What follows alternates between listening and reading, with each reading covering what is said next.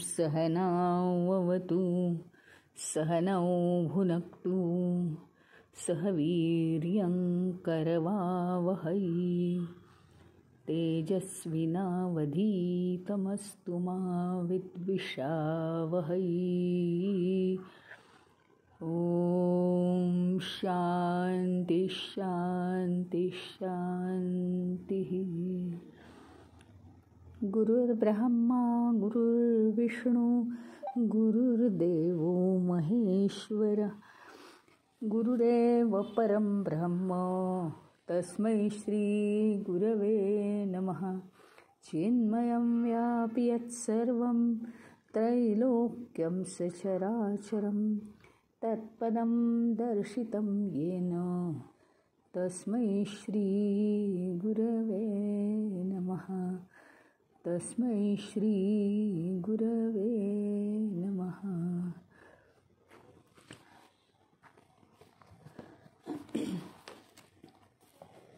नारद मुनींनी रचलेली ही भक्तिसूत्र आपण अभ्यासतो आहोत. त्यात आपण काल पहिल्या सूत्राला प्रारंभ केलेला आहे. अथातो भक्तिं व्याख्यास्यामः. म्हणजे आता आधी बॅकग्राऊंड सांगितलेलं आहे की भक्ती कशी महत्त्वाची आहे आणि आता म्हणून आम्ही भक्तीचं व्याख्यान करणार आहोत, भक्तीचं श्रवण करणार आहोत, भक्तीच्या सूत्रांचं. अशी कोणतीही जी सूत्र आहेत, ब्रह्मसूत्र म्हणा, वैशेषिक सूत्र म्हणा, दर्शनांची जी सूत्र आहेत ती म्हणा, सगळ्या सूत्रांचं सुरुवात ही अशी केली जाते. मंगलाचरणाच्या ऐवजी ही अशी सुरुवात असते. आपण आता काल भक्तीचा महिमा ऐकला. आता भक्तीसाठी 7 गुणांची आवश्यकता आहे हे आपण पाहत होतो. सगळ्यात पहिला भक्तीसाठी गुण कोणता आवश्यक आहे तर तो म्हणजे काय तर विवेक. आता विवेक म्हणजे काय तेही मी सांगितलं काल की उपनिषदांमधला विवेक इथे अपेक्षित नाही आहे. म्हणजे नित्य अनित्य सगळ्या विश्वातली प्रत्येक गोष्ट अनित्य आहे आणि मग उरलेलं आहे ते नित्य म्हणजे ब्रह्म आहे, हा विवेक नाही आहे इथे. भक्तीसाठी कसला विवेक आवश्यक आहे? भक्ती करण्यासाठी आपले विचार सोज्वळ राहायला पाहिजेत, हो की नाही? आणि म्हणून त्याच्या पद्धतीने आपला आहार विहार हवा. हां, बोलणं, बसणं, उठणं, चालणं त्या पद्धतीचं हवं, हळूवारपणाचं हवं. सगळीकडे भगवंत याची जाणीव आपल्याला हवी. आपले विचार त्याच पद्धतीने सोज्वळ हवेत. हा विवेक आपल्याला करायचा आहे. हा विवेक आपल्याला करायचा आहे.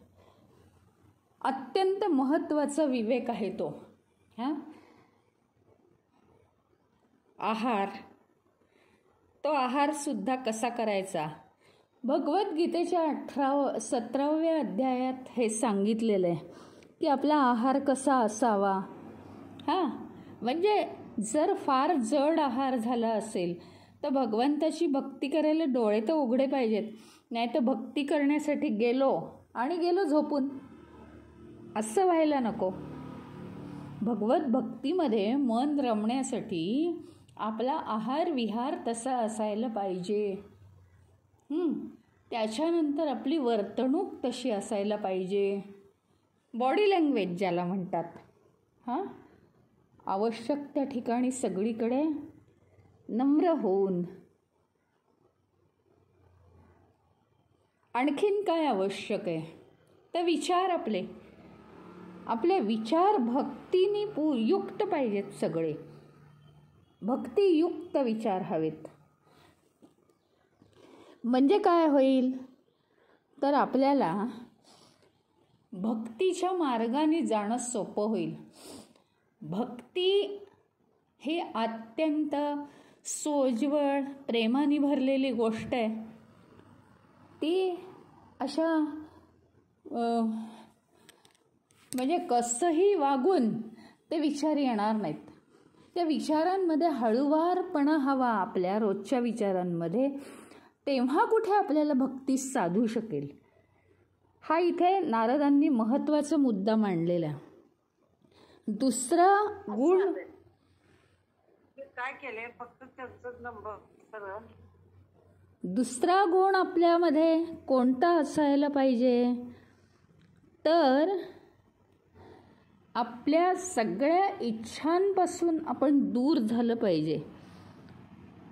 म्हणजे विमुख होणं किंवा परांगमुख होणं. म्हणजे आपल्या ज्या इच्छा आहेत रोजच्या त्याच्यापासून आपण दूर झालं पाहिजे. रोजच्या इच्छा नाही, आवश्यक गोष्टी पार पाडणं, जीवनावश्यक गोष्टी पार पाडणं आणि ज्या इतर इच्छा आहेत त्या इच्छा त्यांच्यापासून आपण दूर गेलं पाहिजे. अत्यंत महत्त्वाची गोष्ट. का दूर गेलं पाहिजे?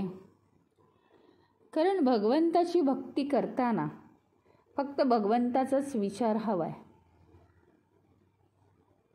एखादी गोष्ट आपण करत असतो, म्हणजे काहीतरी नाजूक एखादी रेसिपी करत असतो आणि ते आता जळू नये म्हणून तिथे अगदी उभं राहणार. मग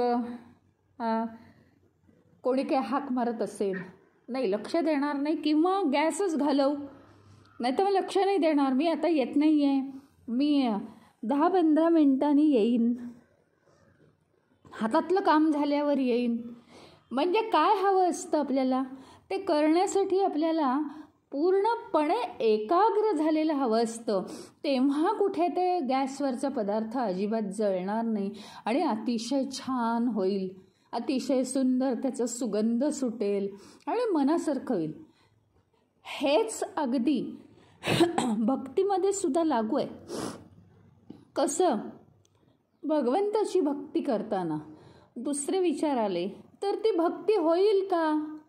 मी भक्ती करायसाठी मंदिरात बसले, सगळ्यांना सांगतोय आपण, आणि फोन चालू आहे, कोणाचा फोन आला, कुठे ट्रिपला जायचं, मैत्रिणीचा फोन आला, अमकं झालं तमकं झालं, नातेवाईकांचे फोन आले, चालू आहे. देवासमोर बसून हे सगळं चालू आहे.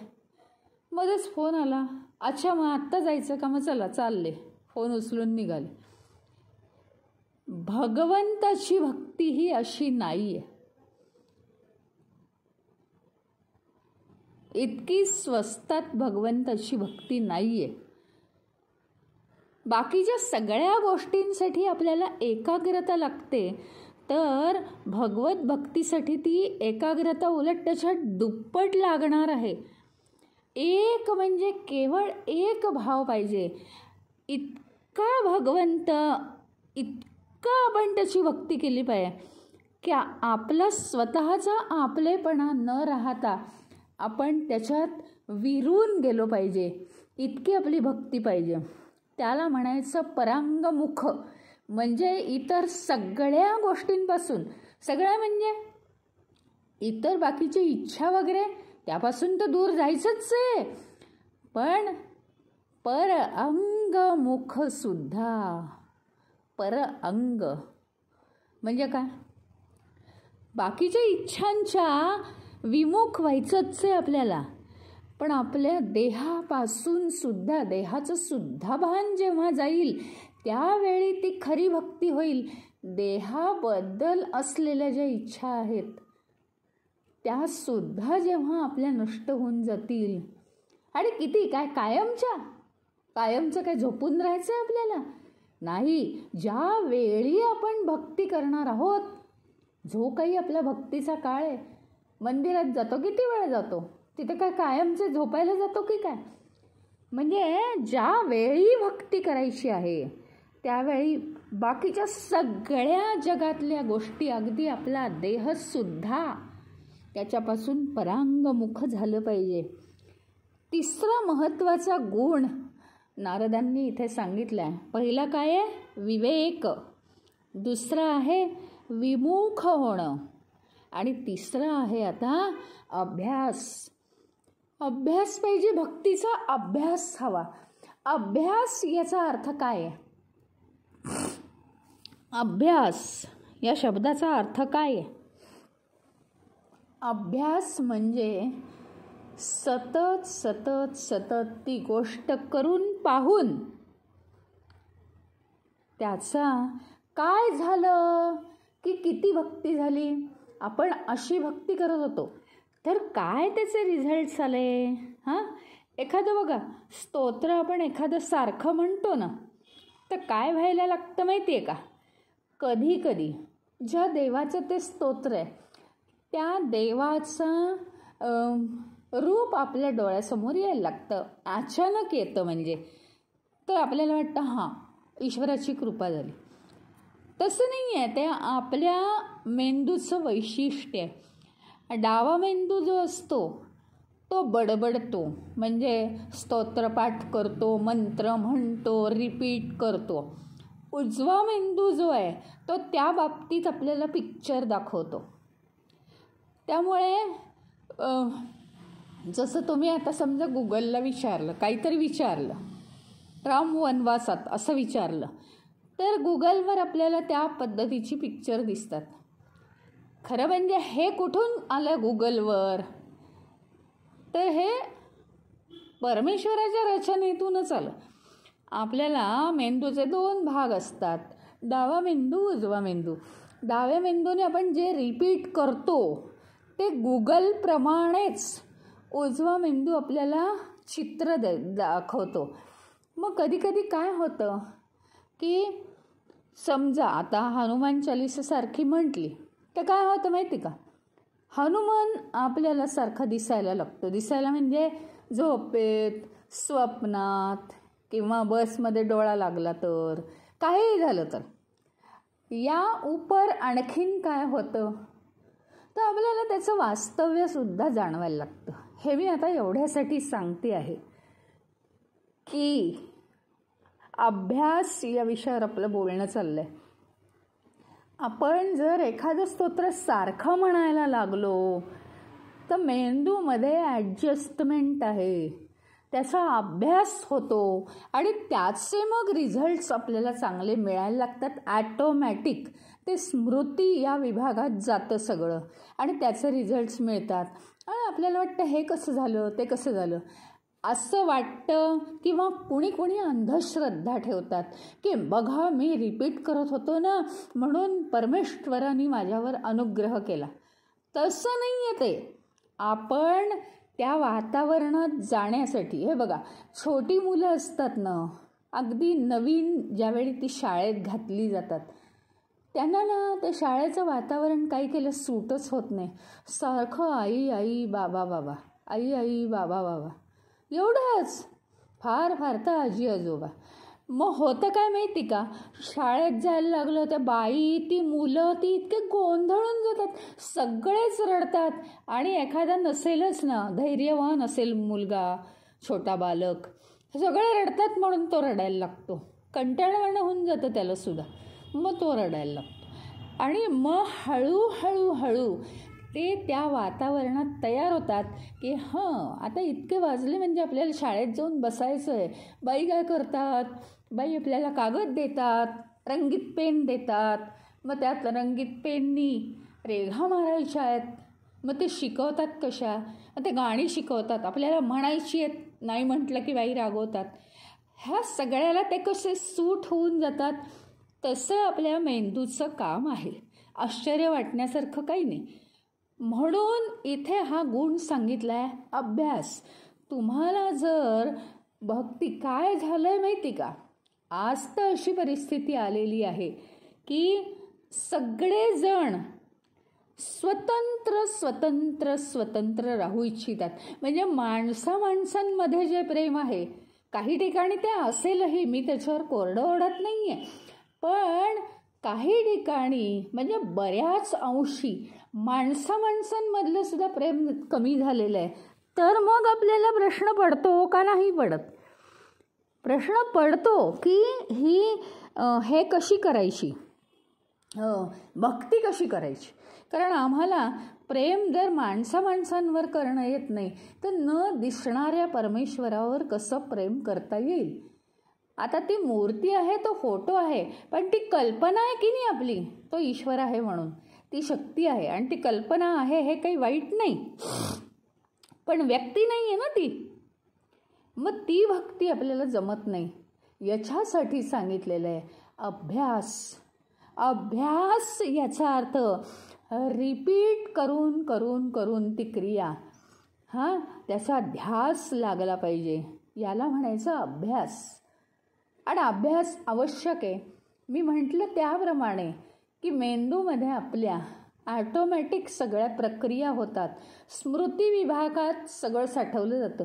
तुम्ही सारखं जर म्हटलं अहो मला काय दुःख येतं आहे, अहो मला किती खर्च आहेत, असं जर तुम्ही म्हटलं ना तर ते स्मृती विभागात साठवलं जातं आणि त्याप्रमाणे सगळ्या घटना घडतात आपल्या जीवनात. कारण डावा मेंदू जे बडबडतो ते आपण जे बोलतो ते डाव्या मेंदूमध्ये टाईप होतं आणि डाव्या मेंदूमध्ये जे टाईप होतं ते उजवा मेंदू आपल्याला अनुभव करून देतो.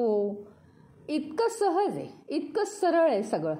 त्याच्यामुळे आपण सारखे जर भक्तीचे विचार रुजवले आपल्या मनामध्ये तर काय होईल, तेच सगळं हे होईल की नाही, तेच सगळं प्रिंट होईल आपल्या मेंदूमध्ये आणि त्याचे रिझल्ट्स आपल्याला नक्की चांगले येणार.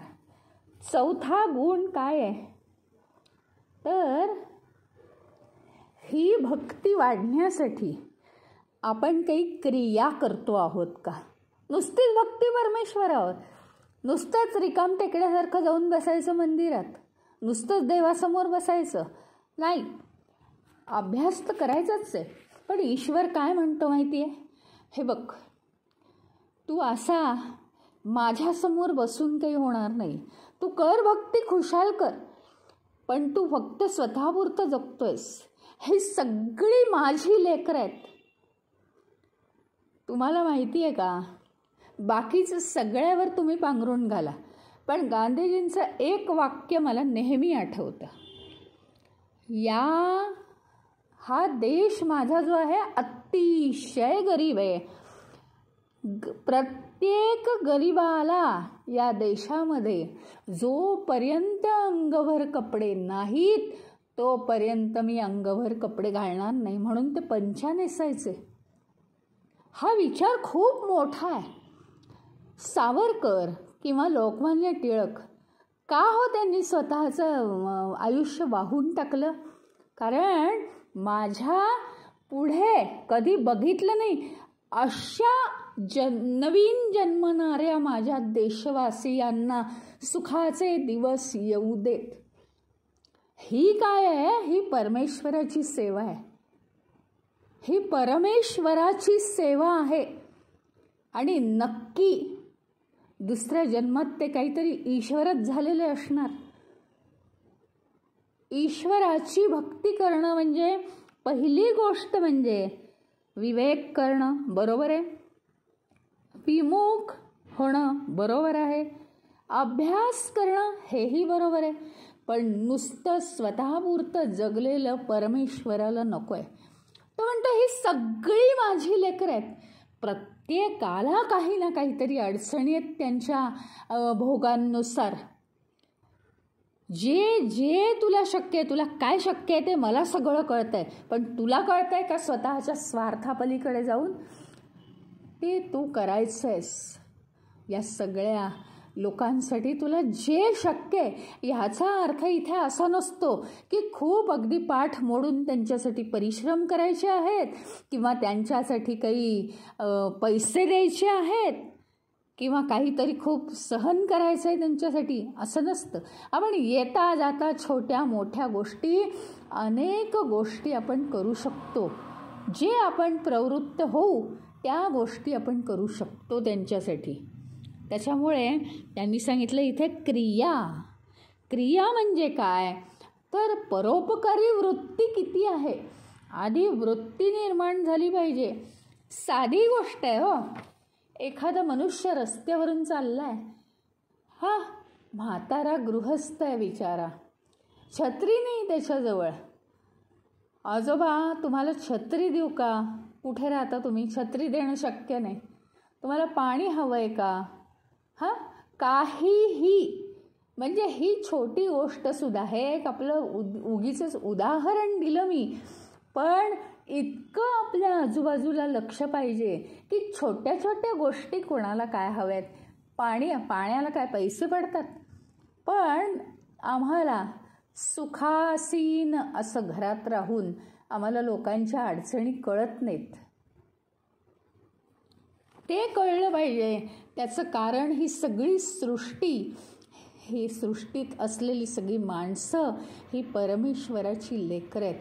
आणि म्हणून माणसांशी वाईट वागलेलं म्हणजे विनाकारण वाईट वागणं, स्वार्थापोटी वाईट वागणं, अरे कोणाला काही कळत नाही, मी आता असाच वागणार आहे त्याच्यासाठी म्हणजे माझा फायदा होईल, असं वागणं हे परमेश्वराला रुचत नाही. आणि असं खोटा मोठेपणा करून जर तुम्ही भक्ती करायला गेलात हां तर ती भक्ती रुजली जात नाही. पुढचा 5वा गुण आपल्या अंगात असा असायला हवा की कल्याण. कल्याण आधी परोपकारी वृत्ती हवी, दुसऱ्याचं कल्याण झालं पाहिजे. याच्यासाठी आपले विचार, उच्चार, आचार हे शुद्ध असावे. विचार कधीही दुसऱ्याबद्दल वाईट विचार करून त्याला फसवायचा प्रयत्न करू नये. उच्चार तोंडाने आपल्या वाईट बोलून त्याला हिणवू नये. आणि आचार आपल्या वागण्यातून सुद्धा तुच्छपणा दिसू नाही, ह्याच्यात शुद्धता हवी आहे. अहिंसा, शरीर मन बुद्धी तिन्ही पातळीवर अहिंसा पाळायची आहे. वाईट बोलून दुसऱ्याला दुखवायचं नाही, ती पण एक हिंसाच आहे. वाईट विचार करायचे नाहीत कोणाबद्दल आणि वाईट क्रिया पण करायची नाही. शिवाय जिथे आवश्यक आहे तिथे दान द्यायचं आहे आपण. असे सगळे सद्गुण आपल्यामध्ये हवेत. कल्याण हा गुण आहे. कल्याण म्हणजे दुसऱ्याचं कल्याण करायची वृत्ती ठेवली की आपोआप आपलं कल्याण होतं आणि आपली भक्ती चांगली रुजायला लागते. 6वा गुण आहे प्रसन्नता ठेवली पाहिजे. आपण सतत आपण प्रसन्न राहिलं पाहिजे, खुश राहिलं पाहिजे, आनंदी राहिलं पाहिजे. आपण काय देतो आहे ह्याच्यावर आपलं मिळवणं अवलंबून असतं. अगदी सहज साधी गोष्ट आहे. जर आपण सारखं आपल्या निगेटिव्ह गोष्टी लोकांना बोलून दाखवल्या तर काय होतं की लोकांना शेवटी त्याचा कंटाळा येतो. लोकांना वाटतं की झालं यांचं पुराण सुरू. पण जर सतत प्रसन्नतेने राहिलं तर ते लोकांना हवं असतं आणि लोकही आपल्याकडे आकर्षित होतात. आणि 7वा म्हणजे शेवटचा गुण, हा प्रसन्नता दाखवण्याचा हा जो गुण आहे ना, हे प्रसन्नता ही मुळात असली पाहिजे. त्याचा ओव्हर स्मार्टनेस करू नका तुम्ही. म्हणजे प्रसन्नता अति दाखवायला गेलं तर अति हर्ष, मला फारच आनंद झाला आहे हो तुम्हाला भेटून, हे नाटक आहे. तर ते तसं नसावं. ओव्हर स्मार्टनेस नसावा, केव्हाही ओव्हर स्मार्टनेस नसावा. तर असे हे 7 गुण आपल्यामध्ये जर असले, भक्तीसाठी हे आवश्यक आहे. का अतिहर्ष का नसावा, तर अतिहर्ष करण्यातच सगळं लक्ष जातं. आणि मुळामध्ये काय आहे, जे खरं प्रेम आहे भगवंतावरचं ते आपण विसरून जातो. आतून मूळ प्रेम उत्पन्न झालं पाहिजे सतत, आणि त्यातून आपली प्रसन्नता निर्माण झाली पाहिजे.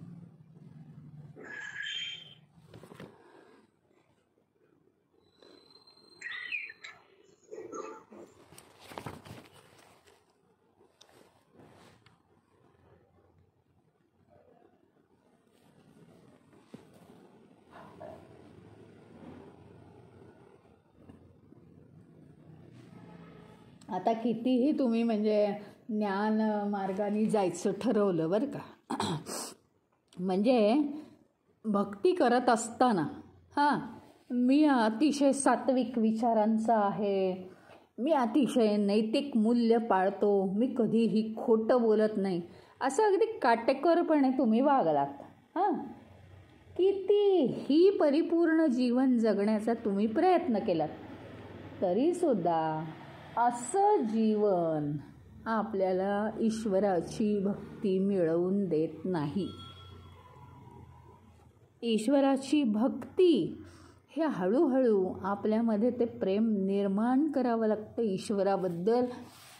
जीवनाची प्रिन्सिपल्स तर आहेतच की तुम्ही खोटं बोलू नका, तुम्ही हे करा, तुम्ही सगळे नियम पाळा, शुद्ध मनाने राहा, दुसऱ्याचा वाईट विचार करू नका, हे सगळे आदर्श गुण हवे आहेत.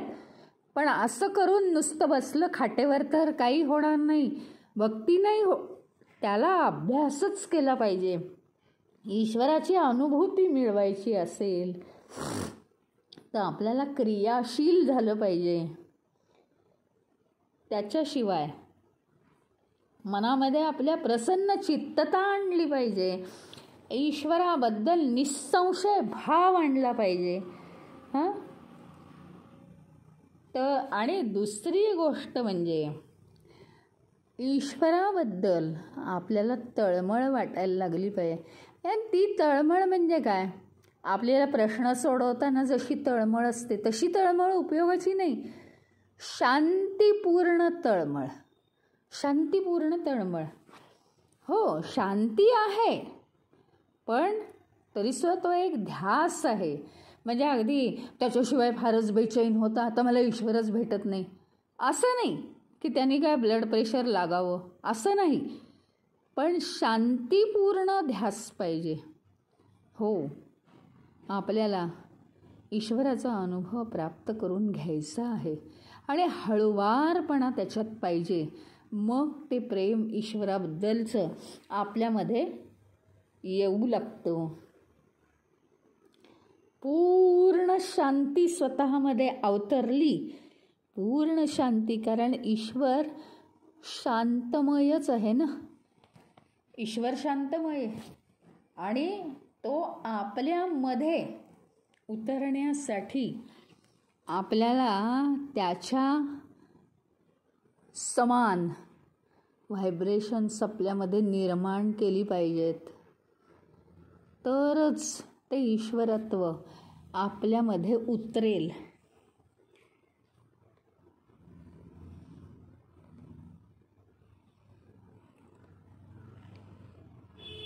भक्ती मार्गाची ही उपासना माणसानी अखंड चालू ठेवली पाहिजे.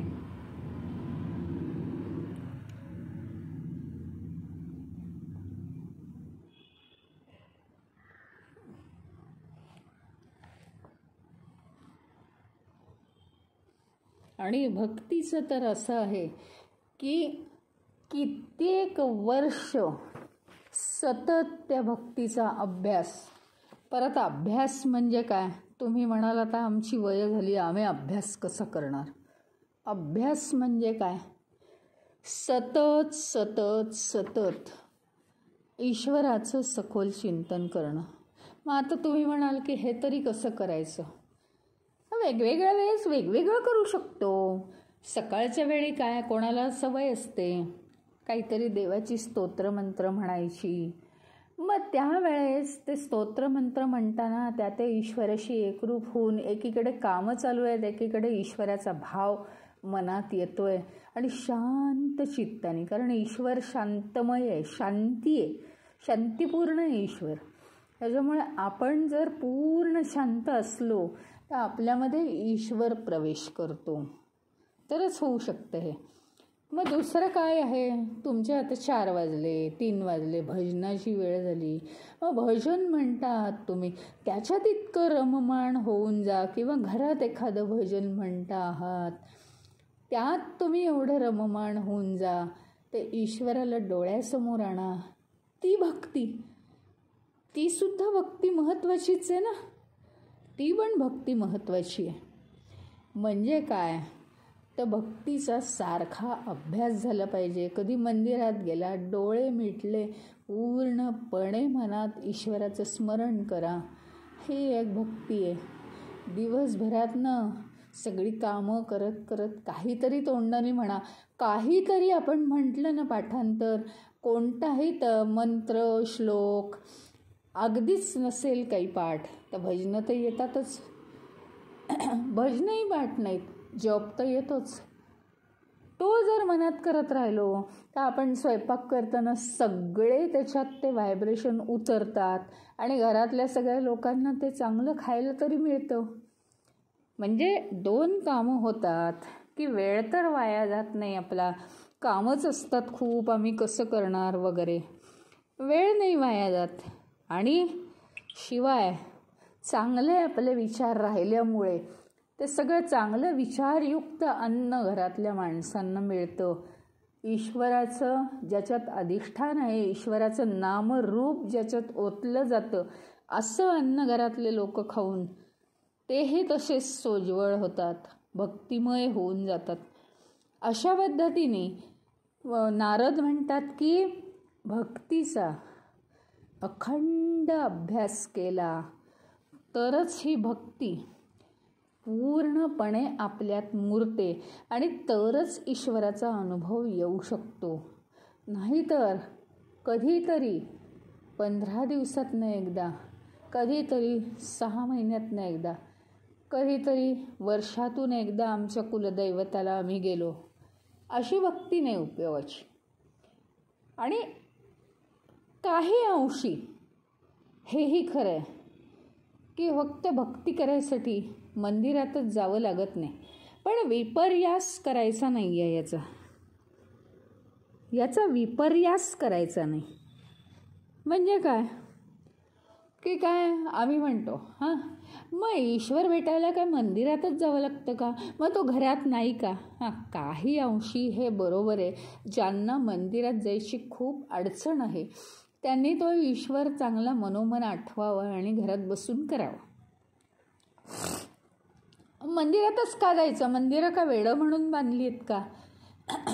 मंदिरामध्ये ईश्वराचं वास्तव्य जास्त का राहू शकतं, तिथे त्याची स्वतंत्र पूजा, मोठं व्यासपीठ आणि पद्धतशीर पूजा, तंत्रमंत्र म्हणून आणि अभिषेक सगळं केलं जातं. तिथे त्याला भजनं कीर्तनं म्हटली जातात, वेगवेगळे कार्यक्रम, सगळी त्याची स्तुती तिथे गायली जाते. म्हणजे ईश्वराचं वास्तव्य ज्या ठिकाणी जास्तीत जास्त निर्माण केलं जातं, वातावरण निर्माण करून, ते ठिकाण म्हणजे मंदिर.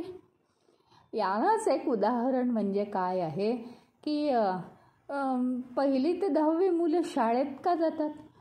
आईवडील आजकाल अतिशय हुशार असतात, एकदम शिकलेले आहेत, सगळे मोठमोठ्या नोकऱ्या करतात. मग काय आहे, कशासाठी ते शाळेत जातात. मुलं कशासाठी शाळेत जातात, जायची जरूर आहे का, तिथेच फक्त शिक्षण होतं का. हो, कारण तिथे पद्धतशीर नियमांनी आणि सगळे जण, सगळी मुलं आपल्याच वयाची, आपल्याच विचारांची, आपल्याच पद्धतीची असतात आणि ते बरोबरीच्या मुलांमध्ये शिक्षण होतं. अगदी त्याचप्रमाणे ज्या लोकांचे विचार ईश्वराबद्दलचे अतिशय चांगले असतात, असे लोक मंदिरात येतात, तिथे भजनं गातात, तिथे प्रवचनं ऐकतात, प्रवचनं करतात, कीर्तनं ऐकतात, आणि तिथे पूजा करायला येतात लोक. विशेष दिवशी अजून त्याचं दर्शन घ्यायला येतात. हे एवढ्यासाठी आहे की तिथे ईश्वराचं वास्तव्य, ईश्वराचं वातावरण जास्त प्रमाणात असतं, म्हणून तिथे मंदिरात जावं. पण जाणंच शक्य नाही आहे, तर मात्र तो भाव मनात आणून आपण घरामध्ये सुद्धा ईश्वराचं स्मरण करू शकतो. म्हणजे कुठलंही एका टोकाला जाऊन चालणार नाही. दोन्ही गोष्टींमध्ये फायदा आहे, कशाशिवायही आपलं आडत नाही. हे अगदी लक्षात घेणं अत्यंत आवश्यक आहे. घरी शिकू शकतात मुलं म्हणून काय शाळेत जायचं नाही का? हजारो गोष्टी आहेत, हजारो दृष्टिकोनातून ती मुलं तयार होतात. नाही तर घरी बसून अभ्यास शिकला तरी मॅनर्स एकही नाहीत, पद्धतशीर मांडणी नाही, स्टेप्स नाहीत, काही नाही. अक्षर, अरे लोकांचं पाहून पाहून अक्षर शिकतात मुलं. टीचर ओरडतात, मग ते अक्षर चांगलं काढायला लागतात. कधी होमवर्क केलं आहे पण होमवर्क चूक आहे, ते घरात बसून कळणार आहे का? आणि इतकं आपण डेव्हलप होणार आहे का? त्याचप्रमाणे मंदिराच्या वातावरणात जाऊन जाऊन आपल्या भक्तीमध्ये वृद्धिंगत होते, भक्ती वृद्धिंगत होत असते. म्हणून भक्ती करण्यासाठी मंदिरात जावं. आता दुसऱ्या सूत्रामध्ये ते सांगतायत, सा त्वस्मिन् परमप्रेम रूपा. म्हणजे काय?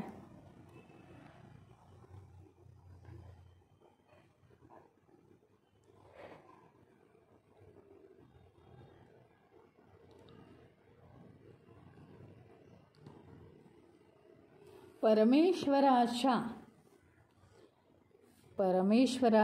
प्रती ती परमप्रेम स्वरूप आहे भक्ती. परमेश्वराप्रती फक्त, म्हणजे मुद्दाम सांगितलंय तू की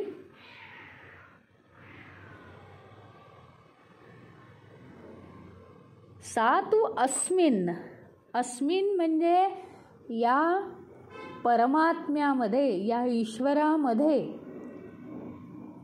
परमप्रेमरूप असलेली ही भक्ती आहे.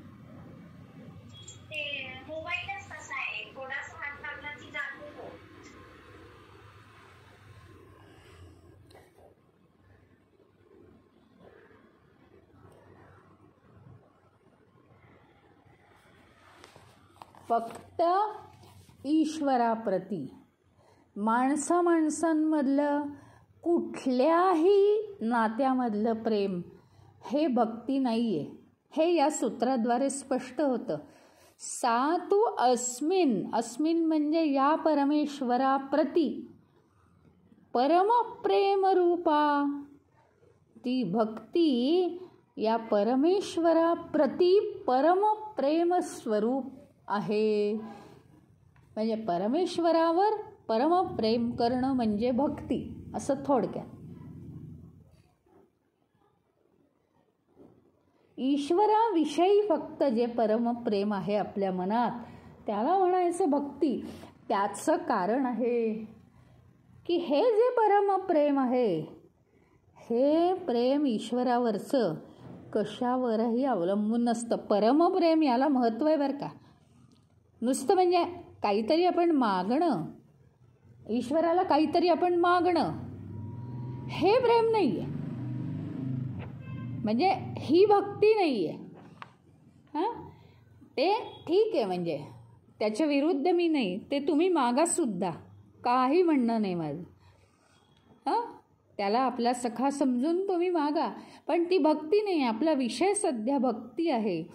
तर ईश्वराविषयी कोणतीही अपेक्षा न करता, कशावरही, म्हणजे आपल्याला वाटतंय आता मी ईश्वराची खूप भक्ती करते, हो मला तो ना अगदी झोपेत दिसतोय, स्वप्नात दिसतोय, सगळीकडे दिसतोय आणि आता माझ्यावर कृपा झाली.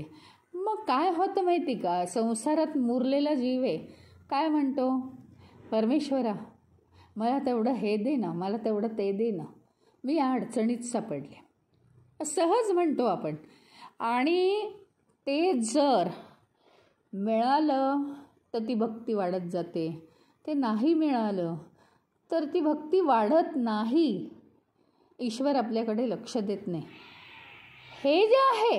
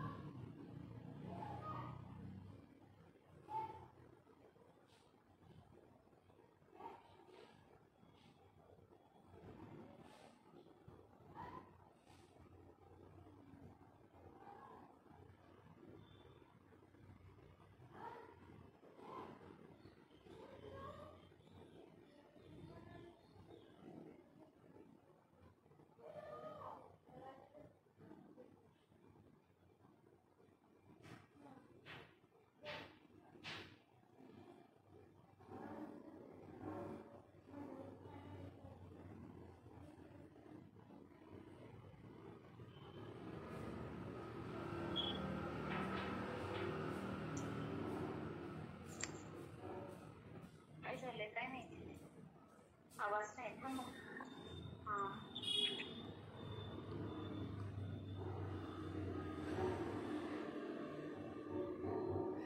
तर ईश्वराविषयी परमप्रेम असणं हे अत्यंत महत्त्वाचं आहे. म्हणजे भक्तीच्या दृष्टीने इतर कोणत्याही नात्यातलं प्रेम ही भक्ती नाही आहे. ती भक्तीसाठी उदाहरणं होतील. भक्ती आहे म्हणजे खरं प्रेम आहे, हा ते उदाहरण होऊ दे, पण त्याला भक्ती म्हणत नाहीत. नारद स्पष्ट सांगितलं आहे की या परमेश्वरावरती कसं प्रेम, जे प्रेम मात्र कशावरही अवलंबून नाही आहे. तू दे आम्हाला, नाही तर नको देऊस.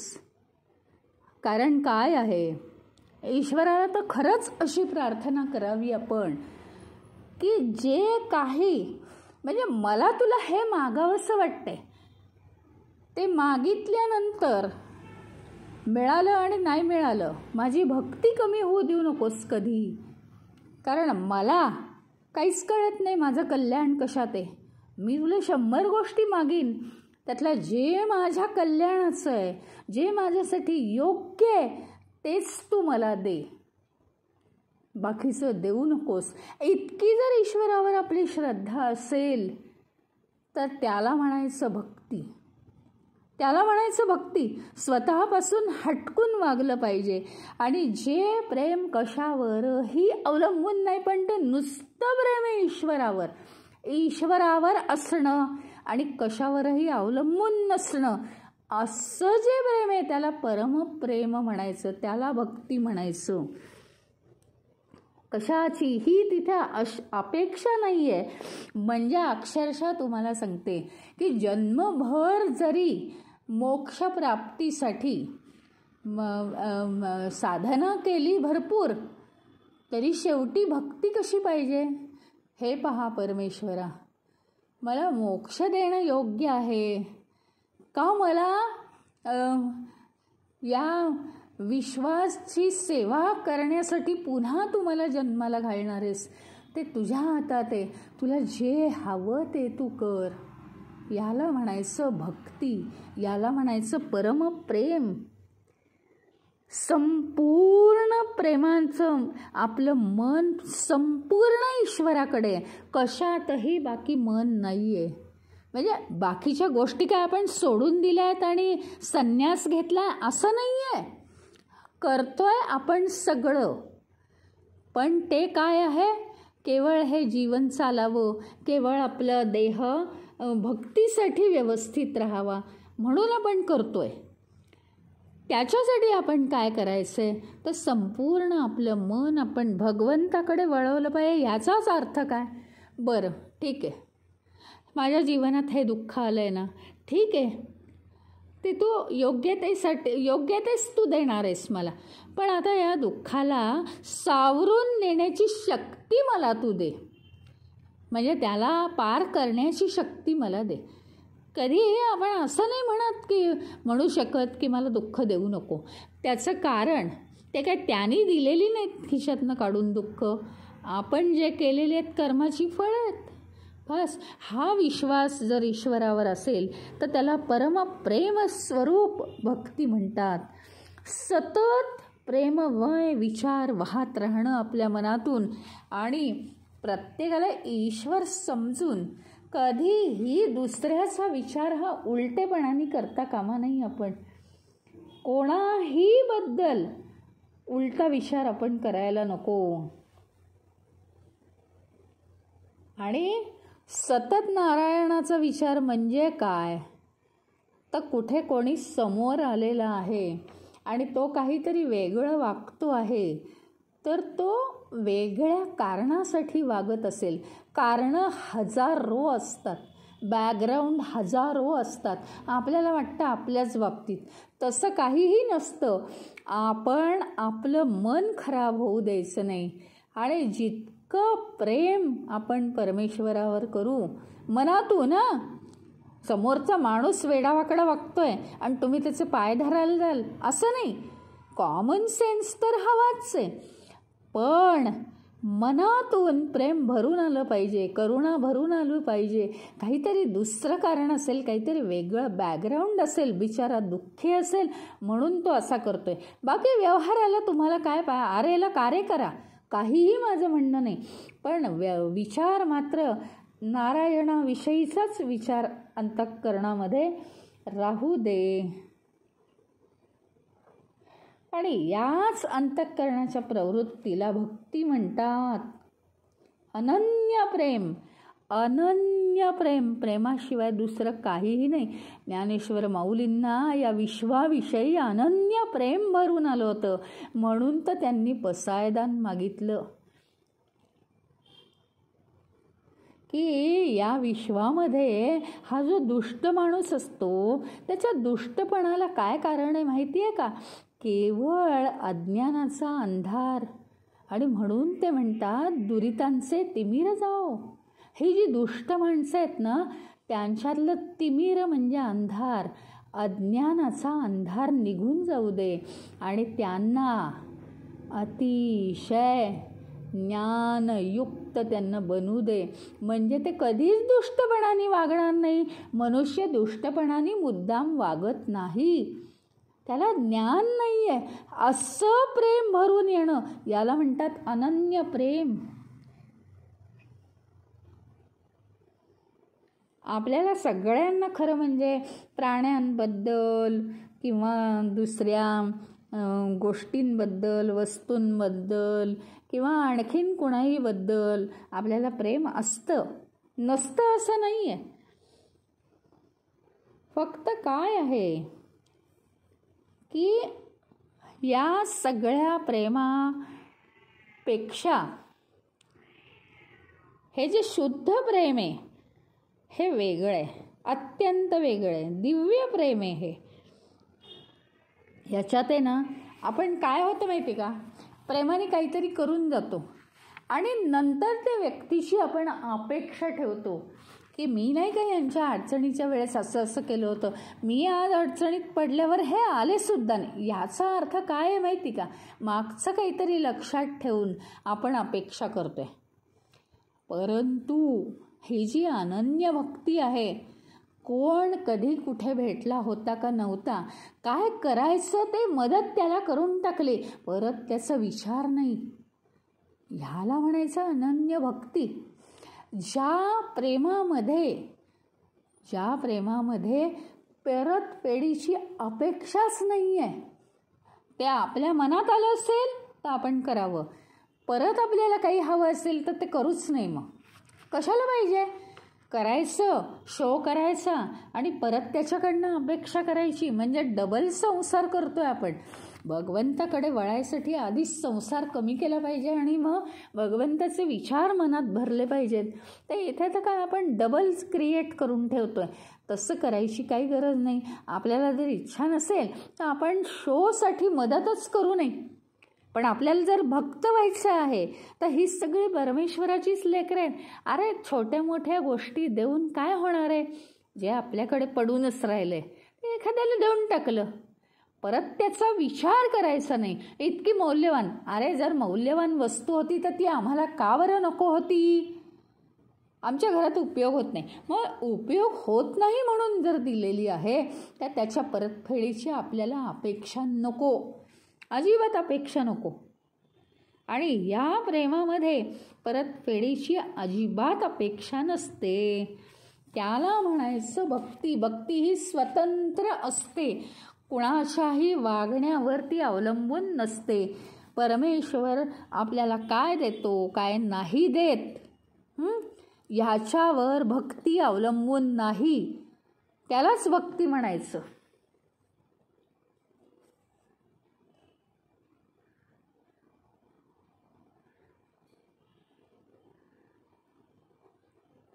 आता काय आहे माहिती का, कोणत्याही ईश्वराचं नाव घेतलं, आता तुम्हाला म्हटलं समजा ईश्वर, राम, शिव, कृष्ण असं काहीतरी म्हटलं आपण, विष्णू असं जर म्हटलं तर काय होतं?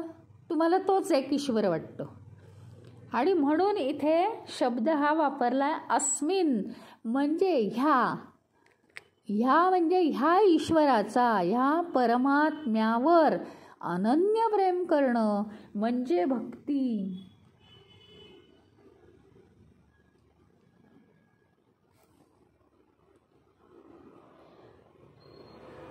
आता ह्या परमात्म्यावर म्हटलं की होतं काय माहिती का, मग तो तुम्ही सगुण धरा किंवा निर्गुण धरा, दोन्ही जशी तुमची ताकद असेल तसं धरा. तर सगुण आणि निर्गुण दोन्ही परमात्मा ह्यांची भक्ती म्हणजे परतफेडीची अपेक्षा नसलेली भक्ती. अनन्य प्रेम, अनन्य प्रेम, कशावरही ते अवलंबून नाही.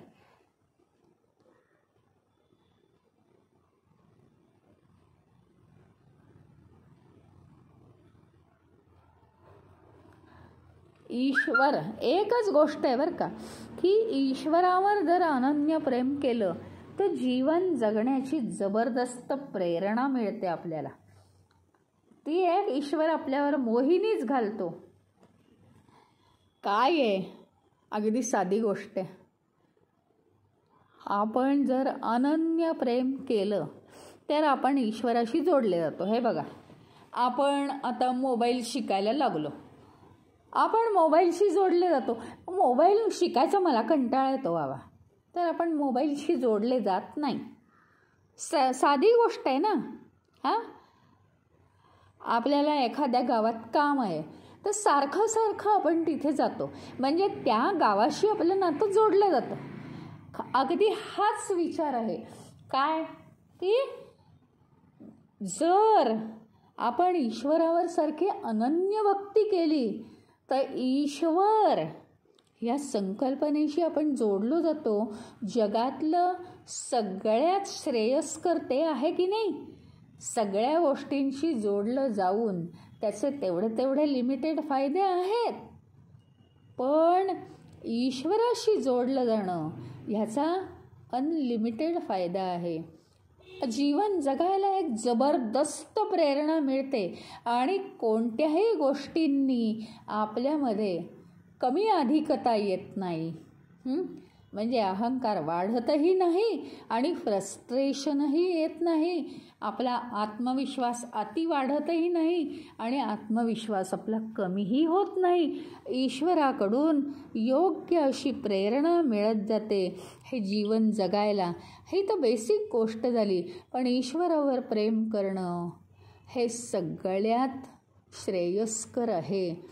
त्यांनी अगदी कालसुद्धा सांगितलं ना की नुसतं ईश्वराशी एकरूप झालो आणि डोळ्यातनं पाणी टपकलं की तेवढा एक पापाचा निचरा झाला. ते पाप धुतलं जातं. अक्षरशः असं आहे. काशीला जायची गरजच पडणार नाही तुम्हाला. प्रयागला जायची त्याहून गरज पडणार नाही. हे नीट समजावून घेतलं पाहिजे.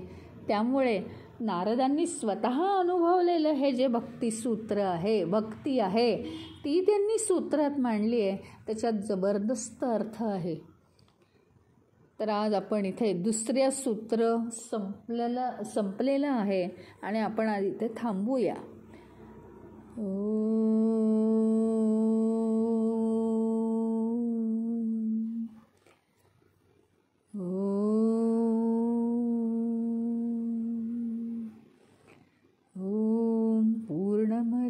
पूर्णमिदं पूर्णात् पूर्णमुदच्यते पूर्णस्य पूर्णमादाय पूर्णमेवावशिष्यते.